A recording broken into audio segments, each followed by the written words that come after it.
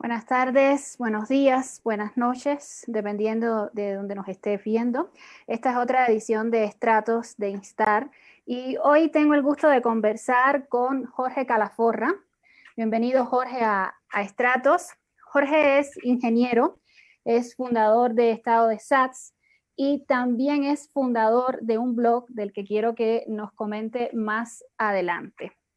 Así que bienvenido, Jorge, a Estratos. Sí, muchas gracias por invitarme a esta conversación. Jorge, bueno, a mí me gustaría comenzar un poco sobre tus orígenes y los orígenes que están más ligados a tu entorno, tu historia familiar, específicamente a tu papá. Uh-huh. ¿Cómo te marcó a ti la figura de tu papá, su trabajo, su trayectoria, en particular política, su posición política en la vida para llegar a lo que luego has estado haciendo y desarrollando? Sí. Bueno, mi papá se hizo abogado cuando triunfó la revolución. Y en aquel momento, en una conversación con Raúl Roa, él le pidió que fuera de embajador de Cuba en Japón. Y mientras tanto le pidieron que fuera a Dinamarca para que cerrara la embajada. En ese momento había muchos diplomáticos cubanos que se estaban desertando, estaban yéndose hacia Estados Unidos. Y mi papá llegó a Dinamarca para cerrar la embajada, pero en aquel momento, cuando llegó, se dio cuenta de que había mucho interés en Cuba en ese momento en Dinamarca. Y él propuso no cerrar la embajada, sino quedarse ahí. Se quedó ahí como encargado de negocio. Y durante ese tiempo visitó toda Dinamarca, hizo muchas amistades, hizo muchas conferencias sobre Cuba. Ahí conoció a mi mamá, que era polaca, y ahí yo nací. Así que nací en Dinamarca y de 5 meses me llevaron a Cuba. Fue en el vuelo del 13 de marzo de 1965, fue el mismo vuelo, aquel vuelo secreto de que el Che regresaba del Congo a través de Praga hacia Cuba, así que me cargó en sus brazos. No sé si, no tuve ninguna influencia sobre eso, pero así pasó. Entonces llegamos a Cuba y bueno, después que llegó a Cuba, como había estado 5 años viviendo en el capitalismo, lo expulsaron del Ministerio de Relaciones Exteriores y después se dio cuenta que le hicieron un favor, porque después las represiones contra este tipo de personas de pensamiento independiente fueron como mucho más graves de lo que habían sido en esos primeros 5 años. Y bueno, yo crecí en esa casa multicultural. Como mi papá sabe 10 idiomas, chino, japonés, todos los idiomas normales, italiano, francés, etcétera, polaco, checo. Entonces crecí en una casa que iban personas de todos los lugares del mundo. Había una casa de muchos libros. Y bueno, ahí tuve la oportunidad también interactuando con esas personas, también aprendí muy buen inglés en ese momento. Y gracias a eso tenía como una visión del mundo mucho más amplia del cubano normal, ¿no? También, como mi mamá era polaca, en aquel momento había un acuerdo entre los gobiernos que los ciudadanos como de países socialistas podían visitar a sus familiares cada 3 años pagando el vuelo en pesos cubanos. O sea que yo iba cada 3 años a Polonia de vacaciones y también iba a Dinamarca porque entonces mi abuela, la madre de mi papá, se quedó en Dinamarca. Así que yo tenía como una visión del mundo, siempre viajé desde niño y veía lo que estaba pasando y veía lo que se discutía en casa de mi papá. que bueno, estuvo varios trabajos hasta que el último fue traductor de japonés para el Consejo de Estado, ahí en el ESTI, la empresa de traducción e interpretación del Consejo de Estado. A él, cuando estaba trabajando ahí, fue el año, no me acuerdo, 91, 92. Se metió en el grupo de Indamiro Restano, era un grupo que se llamaba Movimiento Armonía. Y vino un 26 de diciembre a las 6 de la mañana la seguridad del Estado, hizo una revisión de la casa, se lo llevó para Villa Marista. Ahí estuvo 37 días y ahí me di cuenta de que hay momentos en que hay muchos amigos que se desaparecen y hay muchas personas que en ese momento, espérate, aquí estoy llamando, que en ese momento te vienen a ayudar. No sé si tienes una pregunta relacionada con el tema. Sí, te iba a preguntar cuál era un poco la visión esa en la que creciste, que me supongo que venía no solo de tu papá, sino también de esas personas que, como tú dices, frecuentaban a tu papá, frecuentaban la casa donde creciste y que también interactuabas con ellas cuando viajabas fuera. ¿Cuál era la visión sobre el proyecto de la revolución? Y a partir de esa visión sobre ese proyecto que se venía construyendo y consolidando desde el 59, ¿cuál fue también la perspectiva crítica de la familia tuya, de tu papá, sobre ese proyecto? O sea, ¿cómo se imaginaban que podían ser las cosas distintas? Bueno, yo era como muy muchacho en aquel momento, así que no recuerdo mucho, pero sí me daba cuenta de que el discurso oficial y de la forma de que iba el país no era, o sea, de lo que se hablaba mal del capitalismo y lo bien de otros países socialistas. Yo sabía perfectamente cómo era, inclusive estuve en Polonia en el año 81 cuando el golpe de Estado del año 81. Así que todas esas mentiras y toda esa ideología y toda esa teoría que venía el gobierno y los que pertenecían al partido y sus representantes que venían a decir, yo nunca, nunca me podían convencer de algo que yo sabía que era falso. Que yo recuerdo que mi papá cuando, empezó la revolución, me contaba él, que él tenía todo el entusiasmo ese que tenía todo el pueblo de Cuba de apoyo a la revolución, pero después se vio dando cuenta de toda la falsedad y de todos los problemas que existían. Inclusive, han venido también a mi casa personas en aquel momento como Gustavo Arcos Verne, que fue asaltante del cuartel Moncada y que en aquel momento después sufrió muchísimos años de prisión. Después que salió de la cárcel estuvo en la calle como sin trabajo, sin dinero, venía a la casa y nosotros lo apoyamos en algún momento. Era una figura que era bastante conocida, por eso me acuerdo su nombre, pero había otros también, personas que la habían dejado sin ningún tipo de sustento económico y venían a la casa siempre a conversar, a compartir puntos de vista. Así de acordarme algún hecho en específico, no sé, a lo mejor más tarde, más adelante en la entrevista me acuerdo, pero... Justo te iba a preguntar si recordabas... Hace muchos años y yo era también muy joven, así que, pero sí era como una posición, no de apoyo, pero tampoco de enfrentamiento hasta que mi papá se metió en este tipo de movimiento socialdemócrata que dentro del totalitarismo cubano no era permitido. ¿Y eso cuándo ocurrió? Eso ocurrió hacia los 90 ya, ¿no? Sí, en 91, 92.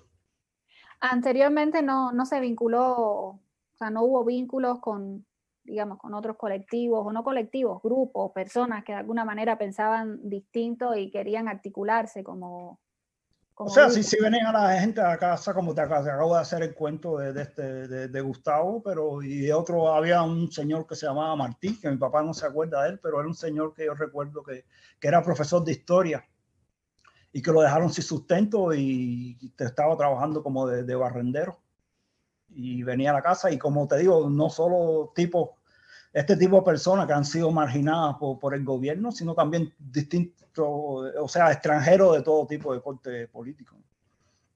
Que la casa era un punto de reunión, digamos, o sea, donde confluían personas que tenían ciertas incomodidades o molestias con el sistema.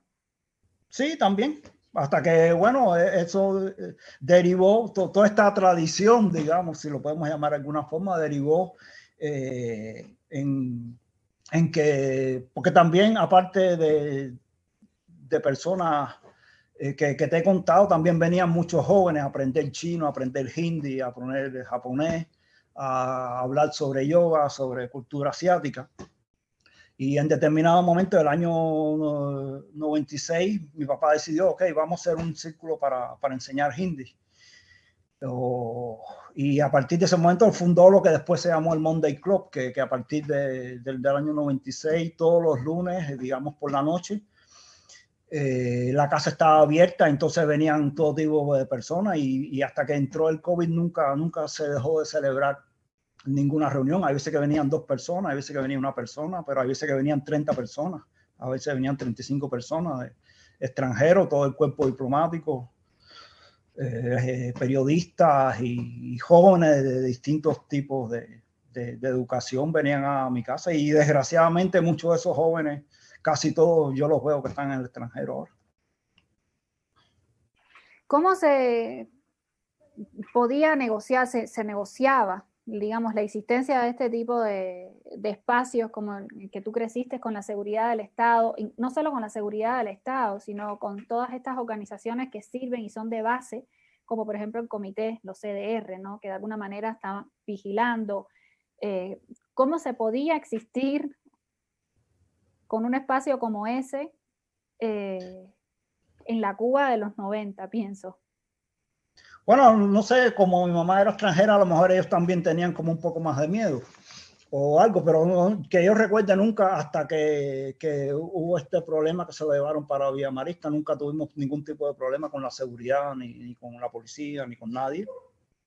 Pero sí, mi papá sí recuerdo que era como tenía un carácter muy fuerte con este tipo de gente del CDR que venían como a imponer, no, tienes que ir al trabajo voluntario, tienes que hacer esto y él sí los paraba en seco inmediatamente, esa gente sí se quedaba callada. Yo recuerdo un cuento que mi papá estaba en el veterinario con el perro estaba enfermo y pasó el veterinario, salió de la consulta, ellos estaban en el pasillo y él dice, Gabriel, ¿cómo estás? Y dice, no, es que te traje el perro porque por la mañana le di la leche y no se quería tomar ni la leche. Había un viejo sentado ahí y dice, mira eso, el perro toma leche y yo no puedo tomar leche. Y dice, papá, pero bueno, eso se lo dice a Fidel Castro, ¿no?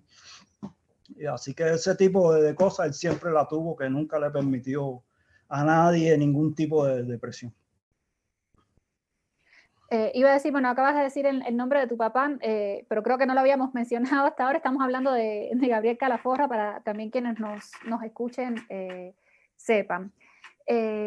Supongo, Jorge, que un poco todo este camino te fue conduciendo hacia lo que después se convirtió, lo que creaste, ¿no? Co-crearon entre tú y Rodiles, Espacio de SATS. Entonces, no sé si quieras hablarnos un poco sobre cómo llegan a este proyecto, cómo se conocen, cómo lo conciben, cómo lo inician. Ya no estabas en Cuba cuando crean Estado de SATS, entonces háblanos un poquito sobre ese momento. Sí, bueno, no, yo siempre tuve, a pesar de haberme ido, nunca dejé mi acento cubano, ni nunca me dejé de interesar por Cuba y siempre leía mucho sobre historia, no solo de Cuba, sino de varios países y me interesaba por saber qué había pasado con esa revolución, porque como sabes, el cuento de la historia oficial es muy estrecho. Y empecé a leer libros que habían estado presos, de gente que había estado preso y de gente que contaba la historia de Cuba que no se contaba normalmente. Y en uno de los viajes a Cuba, me conocía Antonio, él empezó a ir a este tipo, al Monday Club precisamente. Ahí nos conocimos, ahí empezamos a hablar y quedamos en hacer algo. Yo me regresé a Polonia, él estaba creo que en Estados Unidos en ese momento, o en México. Y empezamos por Skype con otra chica que se llama, se me acabó el nombre. Ahora te digo. Empezamos por Skype como a organizar, tratar de organizar algo. Llegamos a la conclusión que podíamos hacer como un evento donde se pudiera presentar distintos tipos de puntos de vista y debates y arte en general, que no se le permitía a esas personas o esos puntos de vista o esos artistas presentarse como en las instituciones oficiales. Y durante todo un año estuvimos organizando el evento, el dinero lo pusimos entre Antonio y yo. Y organizamos ese primer estado de SAA, imprimimos unos pósters, vino cantidad, fue en aquel momento nos encontramos con esta persona que tenía la Casa Gaia en La Habana Vieja. Él nos ofreció la casa para hacer el encuentro. Y tuvimos 3 días reorganizando el encuentro. Uno de los días el último día fue el 26 de julio, el 25 de julio, que nosotros no lo habíamos asociado con el 26 de julio, pero estaba ese día llena la seguridad del Estado. El último día el concierto por la noche, insistieron mucho que el concierto tenía que acabarse antes de las 12 de la noche. Que se acabó un poco más tarde después, no sabíamos las consecuencias de eso, pero lo que sí estuvo claro que corrimos la cerca de lo que estaba permitido en Cuba hasta ese momento. Y ha habido distintos tipos de ponencias, cosas de arte. Estuvo muy interesante, muy intensivo, muy interesante en realidad. No te oigo. Sí, estaba silenciado. ¿Cuánto tiempo estuviste en estado de SAT? Bueno, estuve como dos o 3 años, sí, un poco más de 2 años. Porque después hicimos como un segundo encuentro. Ya esta persona, la seguridad del Estado, lo presionó muchísimo. A mí, ante el segundo encuentro, de nuevo fui a Cuba y me hicieron como una entrevista en la estación de policía en nombre de la Dirección de Inmigración y Extranjería. Pero bueno, era la seguridad del Estado y me amenazaron que si no dejaba, que si iba al evento, entonces que iba a estar como, me iban a prohibir la entrada de Cuba. Como efectivamente después hicieron, porque al año siguiente, o sea, ya entre ese segundo año y tercer año, yo renuncié por discrepancias con Antonio en cómo llevar el encuentro. Él estaba como enfocado en una confrontación más fuerte contra las instituciones estatales y después contra los propios disidentes que participaban en esos eventos. Pero yo renuncié y en estado de SAA puse que ya no iba a trabajar más. A Antonio le dije que se quedara con todo lo que quisiera quedarse. Y después hubo un tercer encuentro de estado de SAA, que ahí fue donde firmaron el documental Gusano. Ya no estaba en estado de SAA, pero antes de ese encuentro a mí me prohibieron la entrada a Cuba. No me dejaron entrar por un año. Yo le escribí a Soberón, el que es el director de la dirección de MINREX, que atiende a la atención a los cubanos. Le escribí al ministro del Interior, le escribí al director de Inmigración, y al final me respondieron como una carta, respondiéndome a mis 3 cartas, que ellos se reservaban el derecho, no sé qué, que esperara. Y mi papá fue a Inmigración, le dijo, bueno, dile que espere un año y que venga dentro de un año. Y como efectivamente después de un año me quitaron la prohibición de entrada al país. Pero bueno, que realmente querían evitar que yo estuviera ahí durante ese evento. La prohibición era como, bueno, como estamos acostumbrados, vas a viajar a Cuba y en ese momento te enteras que ya no puedes retornar, te notificaban antes. Sí, correcto. O sea, yo pensaba, estaba equivocado, pensaba que tenía que prorrogar mi pasaporte. y fue al consulado cubano y le digo que quiero prorrogar el pasaporte. Entonces me dice, no, no te lo puedo prorrogar porque realmente el pasaporte está vencido. Y eso demora, no sé, 45 días, 60 días, lo que demoraba en aquel momento. Pero él viene y me dice, espérate un momento. Y entonces va a la computadora y me dice, pero tú tienes una prohibición de entrada a Cuba. Y yo en ese momento me quedé frío. Bueno, gracias a Dios que yo siempre compro el pasaje a última hora, así que en ese momento no había comprado el pasaje, pero ya en ese momento sabía que ya no podía volver. Regresar. Jorge, te iba a preguntar, en ese tiempo que estuviste con Estado de SATS, supongo que llegaron allí muchísimas personas, muchísimos grupos. Quería que me comentaras un poco sobre quiénes llegaban. También, cuáles eran las perspectivas de las personas que llegaban. Digo, más allá de que lo que les uniera a todos, las personas que estaban allí presentes, eran su posición respecto al gobierno y al Estado de Cuba. ¿Cuáles eran esas distintas posiciones respecto al Estado y al gobierno? ¿Quiénes eran esas personas? ¿Si eran colectivos? Un poco un mapeo sobre lo que llegó a Estado de SATS en esas primeras. Bueno, el primer Estado de SATS era como más neutral. Nosotros teníamos como más, o sea, no sabíamos que si nos íbamos a permitir al final ese encuentro, ¿no? Eso estaba lleno de seguridad del Estado, pero eran conferencias como muchas de ellas neutras y muchas de ellas también un poco críticas, pero bueno, en aquel momento estuvo organizado también por la gente de Omni Zona Franca, que organizó toda la parte artística. Estaba, por ejemplo, Alexis Jardines, que ahí habló de filosofía, había distintos tipos, estaba Isabel Mónica, había un par de arquitectos, había distintos tipos de personas que más o menos tenían como una visión un poco independiente, digamos. Y después empezamos a grabar videos con estas personas que no tenían palabras, o sea, acceso a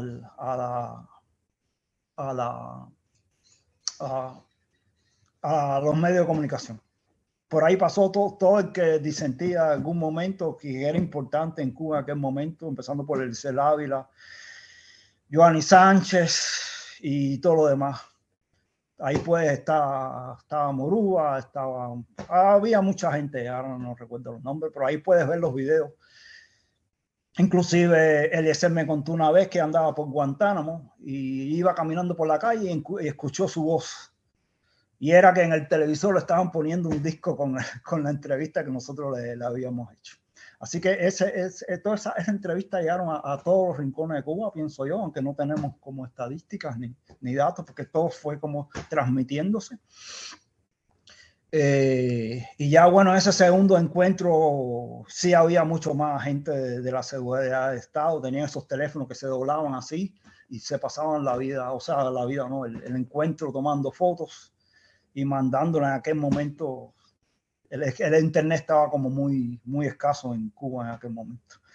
Así que fue una etapa muy interesante, encontré con gente muy interesante desde todo tipo de puntos de vista y realmente hicimos algo, te digo, corrimos la cerca hasta un lugar que no se había corrido antes. Te iba a hacer, bueno, varias preguntas relacionadas con eso. La primera era sobre la recepción que tenía Estado de SATS fuera de la comunidad de disidentes u opositores, de personas que disintieran. ¿Tenía recepción fuera de esos espacios? La gente, ¿cómo manejaba el miedo? O sea, porque sabemos que el miedo es la gestión básica de la vida en Cuba. El miedo es la emoción que regula un poco todo. Entonces, ¿cómo funcionaba incluso con aquellas personas que eran invitadas a participar y que a lo mejor no tenían una posición abiertamente confrontativa con el gobierno, con el Estado? ¿Qué pasaba también, si sabes, con esas personas que participaron del espacio de SATS? ¿Fueron citadas, interrogadas, hostigadas por la seguridad del Estado? Sí, muchos de ellos sí, y, por ahí andan los cuentos de las personas. Giovanni Sánchez, bueno, puedes leer ahí las historias que ha hecho. Eliezer también tuvo un par de problemas antes de finalmente irse.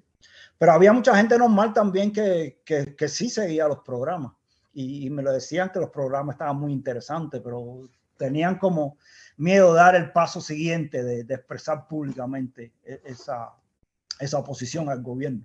Porque en definitiva se estaban hablando cosas que ellos veían en la realidad que estaban mal y que no se hablaban en ningún lado. Y apreciaban mucho como la valentía de decir esas cosas en un medio público, que eso no se había hecho antes. Jorge, ¿y hubo en algún momento la posibilidad de articularse con grupos que traían ya una trayectoria desde los 80, también grupos opositores en Cuba, o no se dio esa articulación entre Estado de SADC y esos otros grupos? Y también si se propuso en algún momento la articulación no solo con los opositores de La Habana, sino también con el resto del país. ¿Hubo algún vínculo con el resto del país? Sí, yo creo que al principio se empezaron todas esas cosas a articular, pero entre las mismas presiones de la seguridad del Estado y un poco del carácter de Antonio, que ya no estaba en esa, hubo muchas contradicciones entre Antonio y todos los demás. Así que eso por su propio peso se fue desbaratando y no quedó en nada. ¿Cómo llegas entonces al blog? Ahora sí, el blog. Bueno, mi idea y el principio de Estado de SADC era lo que yo quería hacer, ¿no? Poner estadística, poner números, poner hechos o contar historias de cómo habían ocurrido en realidad. Así que ya cuando salí de Estado de SADC, también leyendo un poco del Economist, veía que ellos analizaban, ponían muchos gráficos con estadísticas y en base a eso hacían análisis de determinado tema. Entonces empecé a hacer eso uno a uno, empecé a poner estadísticas, las mismas estadísticas de la ONI, y me di cuenta de que cuando tú le presentas las mismas estadísticas a ellos con hechos, entonces ellos no tienen más nada que decir, no hay ni otro medio de discusión contigo, no toda esa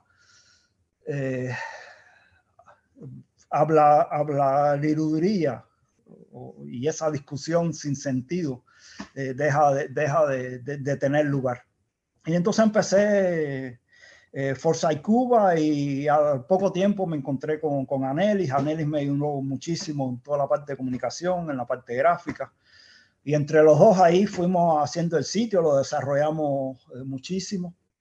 Y estoy convencido de que el sitio lo leí hasta Raúl Castro, porque después hubo decisiones del gobierno después de determinado artículo que nosotros publicamos. Y una vez tú dices, bueno, a lo mejor es casualidad, pero cuando ya es un poquito recurrente, ya te das cuenta de que el sitio es leído y es analizado y son tomadas decisiones en base a eso. Desgraciadamente, por falta de tiempo, no lo he continuado en los últimos 2 años, pero es como un medio donde tú presentas hechos, presentas estadísticas y la versión oficial como se desvanece por su propio peso. O sea, la idea era como desmitificar todos esos logros de la revolución que dicen que existe. Que yo no veo que haya ninguno, pero otros tendrán otra opinión quizás sobre el tema. Los datos, ¿de dónde los tomaban? Bueno, básicamente de la propia ONI, ahí hay bastantes datos, hay bastantes, en Miami encontré anuarios estadísticos de años anteriores, también hay estadísticas internacionales, hay estadísticas de la ONU, esa misma predicción de la demografía cubana para el 2050, 2100, lo puedes encontrar en las páginas de la ONU. Hay páginas de aduanas de otros países, hay otros sitios internacionales donde colectan distintos tipos de información. Por ejemplo, uno de los artículos que más impacto ha hecho es el artículo sobre los grupos empresariales del MINFAR, donde ahí se ve toda la estructura de GAESA con el CIMEX y y todo lo demás, que se basó en un reporte de la Embajada de España, donde presentaban a todas las empresas que existían en Cuba para una supuesta colaboración comercial con España, pero estaba como muy estructurado. Nosotros hicimos de eso toda la estructura gráfica. Y después ya el año siguiente la misma España, Embajada de España dejó. El informe era como mucho más sencillo. El blog se podía consultar desde Cuba. ¿En qué año empezaste a hacer el blog? Sobre el 2013. De hecho, cuando publico, que tuve las estadísticas, sobre el 50% de las personas que entran al blog entran desde Cuba. Nuestros mayores lectores, la mayor cantidad de lectores están en Cuba. ¿Recibiste amenaza alguna vez por estos artículos que aparecían en el blog? No, porque yo trato de ser como bastante moderado y trato de no usar como un lenguaje agresivo. Y aparte de eso, presento como cosas que son difíciles de refutar. Así que en mi caso no recuerdo haber tenido ningún tipo de experiencia negativa relacionada con ese tipo de cosas. Con el blog. ¿Has colaborado para el blog? O sea, ¿es algo que has llevado tú fundamentalmente? ¿Has colaborado con otros grupos, con otras personas, sobre todo en el proceso de recabar información? Bueno, hay veces que hay personas que se interesan y están buscando distintos tipos de información y nosotros se las facilitamos porque tenemos los datos. Pero en general esa colaboración es poca. Para desarrollar como un sitio como al más nivel se necesitan como mucho más recursos que nosotros no tenemos. Pero con esos pocos recursos somos como muy eficientes. Y bueno, hay mucho también personajes que ahí que lo que interesa es, no sé, además tengo la impresión que todo el mundo quiere ser presidente y todo el mundo quiere estar ahí bajo las estrellas, ser el máster del show, y nosotros estamos evitando eso, así que por ese tipo de cosas, en el tema relacionado a Cuba hay muy poca colaboración y muy poco interés metódico o ¿cómo se dice la palabra? Metodológico. No. Muy específico, basado en proyectos y acciones que resuelvan problemas. Uh-huh. Jorge, después de Estado de SATS, después del blog, ¿has podido regresar a Cuba? O sea, ¿cómo ha sido tu relación con Cuba mediada por el Estado? Bueno, sí, yo regreso frecuentemente o cuando puedo. Y siempre ha habido como una tensión de que si va a pasar algo, si no va a pasar algo. Hay veces me han estado siguiendo, a veces no. Pero nunca me han tocado ni me han dicho nada. Tú sabes, el gobierno es un poco predecible, como esto mismo que le pasó a La Bastida, que llegaron y salió y lo metieron preso 3 meses en Villa Marista, algo que en teoría es posible, pero yo no he tenido hasta ahora ningún tipo de problema.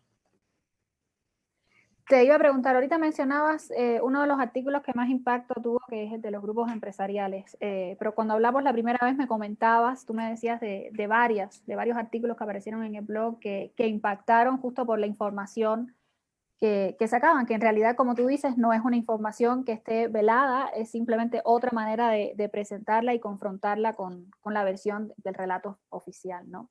Un poco si nos puedes compartir sobre esos artículos que más impacto han tenido.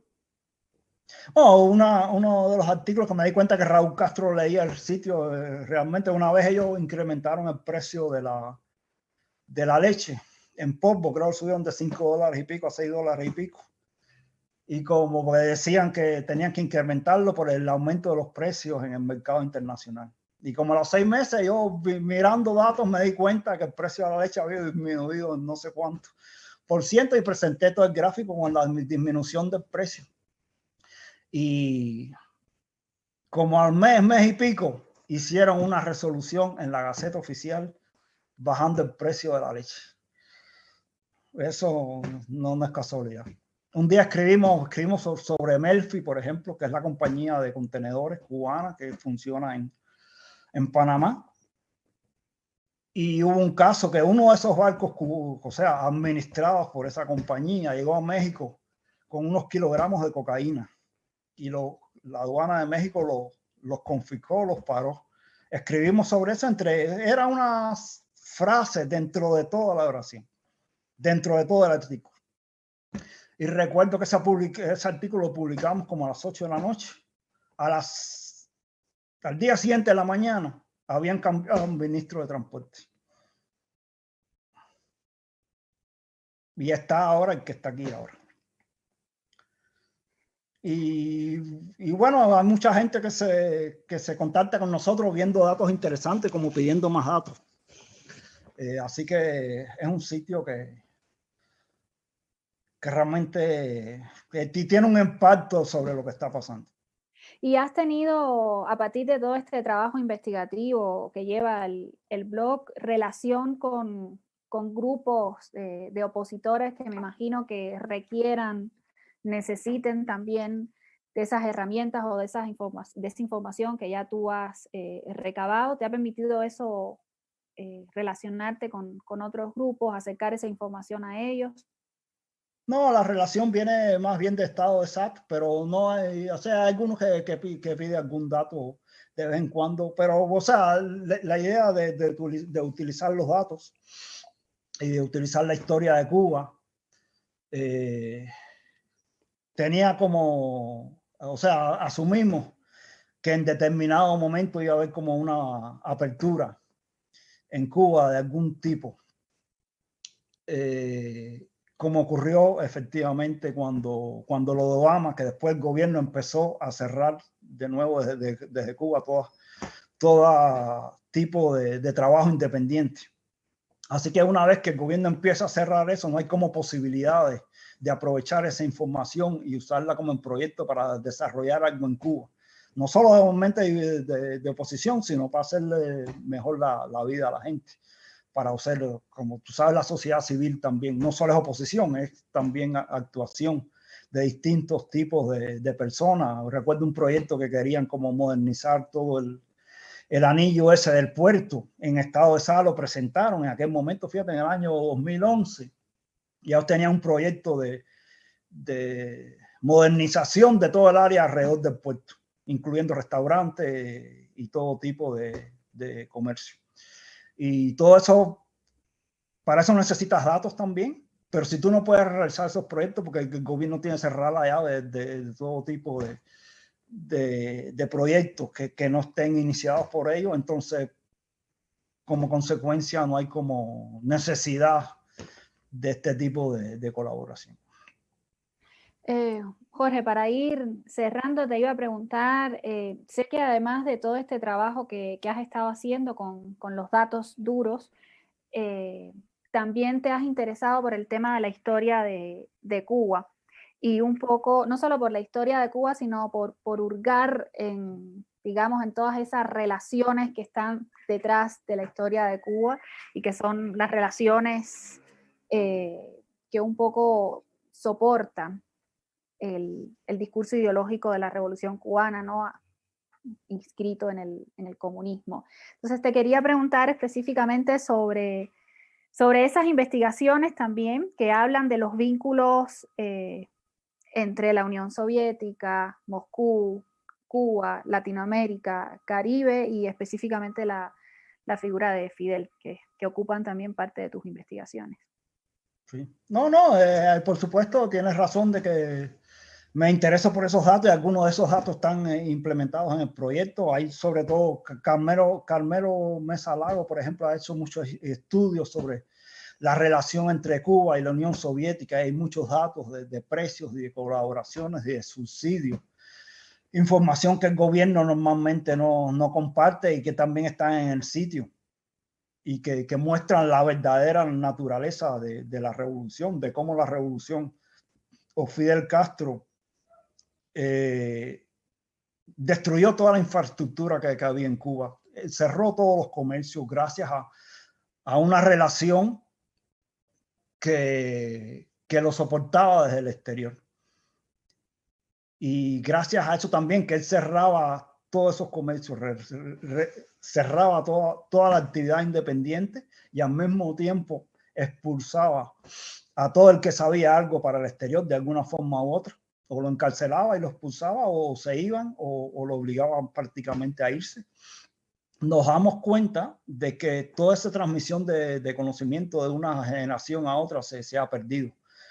Por ejemplo, ahora tú eres dueña de una farmacia y viene una muchacha joven y empieza ahí en la caja, empieza a aprender, empieza como a manejar el negocio. En, no sé, 10, 15 años, ella sabe cómo manejar una farmacia, o es directora de la farmacia, o abre su propia farmacia, o hace otro tipo de cosas que aprovecha ese conocimiento. Y al principio de la revolución, cuando toda esa alta burguesía y mediana burguesía salió del país, todos esos negocios quedaron cerrados, quedó como un vacío, quedó como una clase que tenía cierto conocimiento, que a medida que fue saliendo de las etapas, o sea, de la fuerza de trabajo, te das cuenta que en Cuba no hay ningún tipo de desarrollo de ningún tipo. En los mismos hoteles los tienen que traer a los indios para que hagan la plomería, la electricidad, porque los cubanos no lo pueden hacer.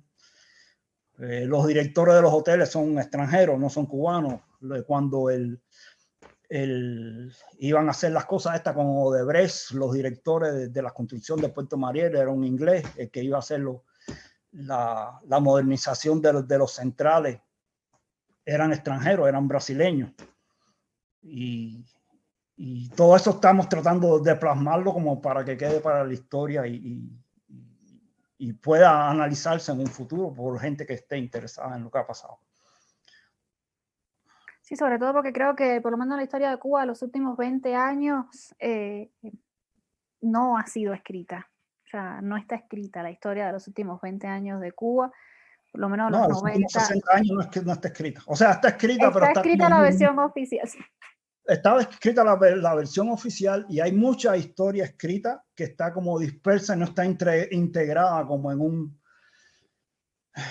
una historia de Cuba que tenga en cuenta todos esos puntos de vista. Exactamente. Sí, porque por lo menos hasta los 2000 y los 2000 bien entrados, que Cuba empezó a tener acceso a través de internet a lo que estaba pasando fuera, estaba muy cerrado a lo que se publicaba fuera de Cuba. El acceso era muy limitado. Muchas veces circulaban los libros fotocopiados con fotos. Yo recuerdo que yo tuve acceso así a muchos libros que oficialmente no se vendían en ninguna librería, que oficialmente no estaban en ninguna biblioteca, pero que podías leer porque alguien los entraba de esa manera a Cuba y que confrontaban el relato oficial de la revolución, ¿no? Y de la historiografía. Sí, de hecho hubo una etapa de que Fidel dijo que no había libros prohibidos y entonces organizaron aquellas bibliotecas independientes. Y conocí a varias personas que organizaban esas bibliotecas y conocí a varias personas que mandaban los libros a esa biblioteca y que después resulta ser que la seguridad del Estado impedía el acceso a esas bibliotecas, impedía el acceso de los libros al país y vemos cómo está controlado el Internet, que niega el acceso por una limitación de precios, aparte de que bloquean todo lo que ellos estimen que es dañino que tú los leas. Entonces, aparte de la pérdida de conocimiento debido a la transmisión del conocimiento de generación a generación, no hay como información de cómo funciona el mundo moderno. Yo me he encontrado en el aeropuerto con cubanas que no sabían cómo sacar dinero de un ATM, ¿no? Un cajero automático. Y he tenido que ayudarlas porque ni siquiera eso sabía. Y entonces te das cuenta que la gente viene aquí y no saben cómo funciona el mundo, entonces te vas quedando atrás, te vas quedando como... Cuba tiene en este momento unos 100 años atrás. Pues se está produciendo, se están naciendo tantos niños como en 1907, está produciendo caña, tanta cantidad de caña como en 1905, y por ahí te puedo dar una pila de indicadores que te demuestran el desastre de la falta de inversión en infraestructura en los últimos años, de todo tipo. Y si no tienes inversión en infraestructura, no tienes desarrollo del capital humano y no puedes desarrollar el país. Así que te quedas ahí como en la edad medieval. Así es, y sobre todo porque creo que en Cuba las 6 décadas que implicaron estigmatizar todo lo que ocurría fuera de ese circuito de relaciones de países socialistas, o sea, la estigmatización de la sociedad capitalista, por ejemplo, no solo era una estigmatización, sino era una forma de negar el acceso a conocer, a saber cómo funcionaban también esas sociedades, ¿no? Y las lógicas de esas sociedades, más allá de lo que el discurso político decía, ¿no? Y podía circular respecto a ellas. Entonces sí, efectivamente no hay conocimiento de cómo es el resto del mundo. O sea, salir de Cuba es como, creo que es el tropo que más socorrido en la literatura, y no solo en la literatura, sino de manera coloquial, es como un viaje en el tiempo, ¿no? O sea, todo el tiempo sientes que estás viajando cuando Y vas. aparte, te das cuenta que la gente que se queda en Cuba, cuando vas y hablas con ellos, es como han asimilado, después de tantos años de asimilar ese discurso oficial, empiezan a pensar y a repetir eso mismo que ellos dicen, y realmente hay muchas cosas que no son así. Exactamente. Bueno, Jorge, yo te agradezco muchísimo.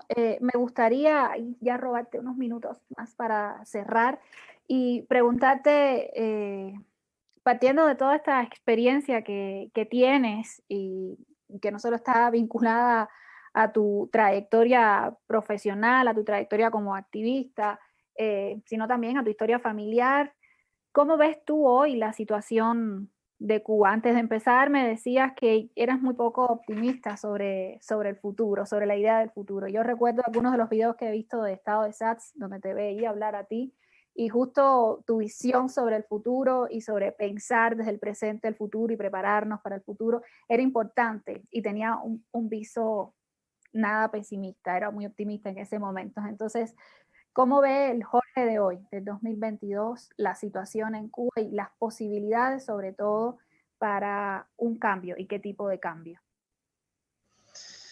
Bueno, como te dije, era antes más como optimista, hasta yo creo que cuando lo de Obama fui un poco más optimista. Y después cuando me di cuenta de que el mismo gobierno empezaba a contradecirse y a cerrar todas las opciones que Obama en aquel momento le estaba dando, y al mismo tiempo un aumento de la represión hacia todo tipo de actuación independiente. Hay un video por ahí que decía algún funcionario del Estado que prohibía cualquier tipo de interacción con la embajada americana si no estuviera antes consultado con ellos. Ahí empecé a darme cuenta de que ya eso había terminado, que eso no tenía ningún futuro. Y en cuanto al futuro, he estado como más pesimista porque veo como la desesperación de la gente. En aquel momento, cuando lo de Obama, cuando ellos hicieron como un estudio por el FIU para demostrar que la gente lo que querían era que le quitaran el bloqueo, porque el objetivo de todo ese teatro era que le quitaran el bloqueo. Y una vez que no pudieron quitar el bloqueo o el embargo, como dicen, se empezaron a echar todo para atrás, al mismo tiempo que le dio miedo como realizar como una apertura de toda la sociedad. Porque en realidad el comunismo o el Estado totalitario tienes como una versión o uno o cero. Tú no puedes empezar a dar un poco de libertad porque se desmorona todo. Y eso es lo que está pasando en Cuba. Díaz-Canel está aumentando mucho más la represión porque la gente está mucho más desesperada, está mucho más marginalizada, tiene mucha más hambre. Y la represión es más violenta porque si tú abres un poquito se desmorona todo, que eso fue lo que pasó con Gorbachev, que intentó como hacer como cómo hacer la sociedad más transparente, más dinámica, más eficiente, y eso no lo pueden lograr. Porque una vez que la única forma de lograrlo es que hagan instituciones independientes, que la gente tenga sus propias compañías y genere su propio ingreso, su trabajo, y así pague impuestos y le dé trabajo a los demás. Así que esa versión digamos, democratizar el socialismo no existe. La otra versión es que en aquel momento, si ven en uno de los artículos, está relacionado con los escenarios políticos de Cuba. Eso lo hicimos en 2015 y presentamos como 4 escenarios, en el cual el escenario más probable era este que te estoy hablando precisamente, que el partido, todavía no estaba elegido Díaz-Canel, pero el partido y los militares mantenían como un control total de la economía, y que ese proceso iba que era más probable, iba a ser el más sustentable dentro de los años. El problema es que Díaz-Canel intenta, por ejemplo, hacer la empresa estatal más eficiente, y eso es imposible. Ellos nunca van a tener capital, nunca van a tener ganancia para modernizar nada. Así que solamente queda modernizar toda esa banda estrecha que los beneficia a ellos y exclusivamente a ellos. Todo el tema de AESA, los hoteles, el turismo y tal. Y todo lo demás, ves la desesperación de la gente por irse. Y el costo de eso es la extinción de la nación. Pues si tú ves, ahora tenemos 11 millones de habitantes, 11,2. De ellos el 20% o 2 millones más o menos de habitantes tienen más de 65 años. O sea que en los próximos 30 años toda esa gente se va a morir. Y entonces tenemos un grupo, tenemos tantos nacimientos como había en 1905. O sea, el número de nacimientos está decreciendo desde el año 78. O sea, hay cada vez menos niños. Si hay menos niños, hay menos niñas, que van a generar menos nacimientos en el futuro. Y a eso añádele toda la inmigración. En los últimos 2 años y medio han llegado a Estados Unidos como 110,000 personas. Entrada por la frontera. Año 2020, 2021 y lo que llevamos del 2022.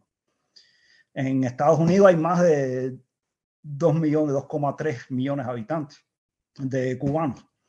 Más unos 200,000, más o menos 300,000 en el resto de los países del mundo. De ellos, 150,000 más o menos cubanos que viven en España, y otros 150,000 que viven en Cuba con ciudadanía española. O sea que en teoría, o sea, los viejos no se van a ir, se van a morir dentro de los próximos 30 años. Los otros, que más o menos jóvenes, que tienen ciudadanía española, se van a ir. Y entonces nos quedamos sin fuerza de trabajo y nos quedamos sin la sustitución de la fuerza de trabajo. La otra opción es una rebelión, como pasó el 11 de julio a mayor escala, y ya vemos los resultados con penas de cárcel de 20 y 30 años, cuando ellos mismos asaltaron en Moncada y le dieron penas de cárcel de 10 años, 13 años fueron solamente a 4 personas. Y no a Fidel Castro. Él le dieron 10 años, no le dieron 13. Raúl de Castro le dieron 10 años, no disparó ni un tiro en Moncada. Pero ves la desproporción de las penas que existen ahora con lo que existía cuando estaba Batista. Y tiene que haber esa más represión, porque por lo que te explicaba anteriormente, que si admiten un tipo de protesta o de libertad, todo el sistema se desmorona. O sea, el sistema se cae si la gente sale a la calle a protestar y se enfrenta al gobierno, pero eso puede resultar en mucha violencia, que va a empezar por el mismo régimen. El mismo Díaz-Canel dijo que él daba la autorización a disparar y que no había ningún tipo de problema. Y entonces, ¿qué es lo que quiere la gente? La otra es una intervención americana, que nadie quiere. Pero ¿qué es lo que quiere la gente? Vivir bajo una administración americana. Todos los que están en Cuba, o sea, de aquel momento, el 75% de los jóvenes quería venir a Estados Unidos. Todos los cubanos que andan por ahí, en su mayoría, quieren ir a Estados Unidos. Como te explicaba, hace los últimos 2 años y 3 meses, han ingresado 110,000 cubanos que quieren vivir en Estados Unidos bajo la administración americana. O sea, pueden ir los americanos a invertir y desarrollar el país. Eso no va a ocurrir porque, en primer lugar, los americanos no van a ir a desarrollar infraestructura por gusto. Y en segundo lugar, porque es muy difícil, inaceptable desde el punto de vista político, a menos que el mismo gobierno empiece a, a desarrollar reformas y acercarse a los americanos, y eso no va a ocurrir por el mismo tema de que no pueden permitir ningún tipo de desarrollo independiente. Así que no veo como ninguna solución, porque el gobierno no se va a desarrollar, no va a hacer nada. Díaz-Canel ya él no lo dice, pero todo lo que hace te das cuenta de que no va a hacer nada por desarrollar el país. Y solamente Cuba se puede desarrollar en colaboración con los Estados Unidos. El mismo Díaz-Canel dice que tenemos 60 años de bloqueo. O sea, que los 40 años, desde 1960 hasta 1989, la colaboración con la URSS, los miles de millones invertidos por la Unión Soviética en Cuba, no sirvieron de nada. El ingreso al Consejo de Ayuda Mutua Económica no sirvió de nada. Dice, bueno, esa relación no sirvió de nada durante tantos años, tanto dinero invertido. Así que él mismo dice que lo único, Cuba se puede desarrollar solamente si es con los americanos. Si hay una relación con los americanos, y él no va a desarrollar una relación con los americanos porque lo pusieron ahí para que mantuviera este tipo de Estado totalitario, y la consecuencia de eso es la extinción de la nación cubana. Pues ninguno de los escenarios es bueno para Cuba, la verdad. Ninguno de los que describes a partir de todo esto. De los datos. De los datos. Que ya conoces, sí, efectivamente. Pues yo creo que toca... Y otra cosa más, los que vienen a Estados Unidos y los que van al extranjero, que tienen hijos, ya los hijos son americanos, ya no son cubanos. Ellos ya hablan inglés, se desarrollan, no quieren vivir en Miami, quieren vivir en Nueva York, por ahí. Y ya quieren vivir una vida americana, no tienen como... Hay algunos quizás tendrá su relación emocional con Cuba, pero ninguno de los que está aquí, los que mismos apoyan al gobierno desde aquí, como el tal Carlos Lazo, no regresan a Cuba a buscar nada. Todo eso se queda aquí, sus hijos se quedan aquí y van a desarrollar su vida aquí. La próxima generación ya no va a tener nada que ver absolutamente con Cuba. O sea, si tú no tienes capital humano, no tienes personas, no tienes conocimiento, no tienes futuro. Pues sí, parece que lo único que tiene Cuba es el presente, y si está tan complicado, enmarañado. No tiene mucho pasado, porque también hay muchas personas que todavía están concentradas en lo que pasó antes del 59, y realmente lo que debía importar es qué va a pasar en 2030. Todo el mundo, en el 59 había no sé cuántas vacas, pero sí, eso ya no tiene importancia, eso ya es un mundo que no existe. Exactamente. Así es. Te agradezco muchísimo, Jorge, te agradezco muchísimo todo el testimonio personal, los conocimientos y también la posibilidad de imaginar estos posibles escenarios futuros para Cuba, que ojalá pues algo ocurra. No sé, ahí ya sí caemos casi que en puede haber un discurso religioso del milagro. impredecible, que pase algo que nadie haya predicho y la cosa cambie, pero hasta ahora no hay nada que indique que eso vaya a pasar. Pues esperemos que algo cambie, esperemos que ahí las relaciones en los procesos den al traste con algo que realmente sea beneficioso y productivo para la isla y para el futuro de... Bueno, en realidad ha ocurrido algo importante, porque ahora Putin inició la guerra contra Ucrania y ha obtenido sanciones inimaginables que van a retornar a Rusia 50, 60, quizás 100 años. Y Cuba estaba como que soportada por esa Rusia de alguna forma. O sea, Putin no le daba dinero porque era su dinero, ya no era el dinero del Estado, del pueblo soviético. Así que no le da dinero, pero sí le daba como un apoyo mínimo para que se mantuviera en el poder. ¿Qué va a pasar ahora después que se termine esta guerra? ¿Cómo va a terminar Rusia? Aislada del mundo, no tiene, está bloqueada financiera y económicamente. ¿Qué va a pasar? Quizá, a lo mejor,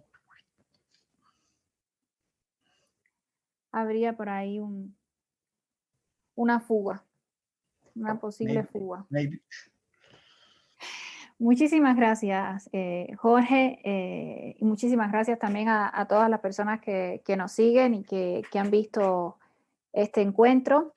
Y nada, agradecerte nuevamente a ti, agradecerte por los conocimientos, agradecerte por el trabajo continuado y no sé si puedas decirles a las personas que nos escuchan dónde pueden consultar el blog y toda esta información.